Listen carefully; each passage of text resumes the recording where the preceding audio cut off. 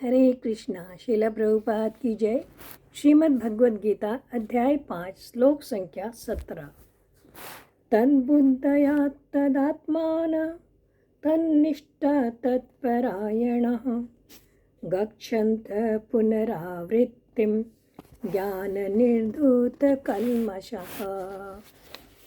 अर्थात भगवान कह रहे कि हे अर्जुन, जब मनुष्य की बुद्धि, मन, श्रद्धा यानी कि फेथ तथा शरण सब कुछ भगवान में स्थिर हो जाता है, तभी वह पूर्ण ज्ञान द्वारा समस्त कल्मश से शुद्ध होता है और मुक्ति के पथ पर आगे बढ़ता है।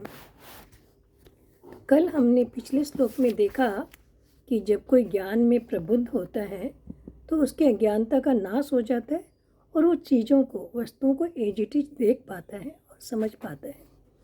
और आज भगवान उसी ज्ञान को लेकर बता रहे कि जब ज्ञान में स्थिर हो जाता है तो क्या होता है। तद बुद्धया, ऐसा जो व्यक्ति है, तद बुद्धया यानी कि उसकी बुद्धि भगवान में लग जाती है, भगवत परायण हो जाता है। और तत् आत्मान यानी जिनका मन, आत्मान यानी मन हमेशा भगवान में लगा रहने लगता है। तत्निष्ठा यानी कि उसकी श्रद्धा जो है एकमात्र भगवान में हो जाती है। तत्परायण यानी कि वो सिर्फ भगवान की शरण ग्रहण कर लेता है। इस तरह से ज्ञान होने पर मनुष्य अपने आप को भगवान के प्रति श्रद्धा रखता है, अपने मन को भगवान में लगाता है और भगवान में ही के शरण में हो जाता है। ऐसा जब होने से इस पूर्ण ज्ञान के द्वारा उसके समस्त कल्मश बताया गया है। ज्ञान निर्धूत कल्मषः यानी इस ज्ञान के द्वारा उसके सारे कल्मश दूर हो जाते हैं, हृदय की शुद्धि हो जाती है। और जब हृदय शुद्ध हो जाता है तो व्यक्ति मुक्ति के पथ पर अग्रसर होता है। यानी कि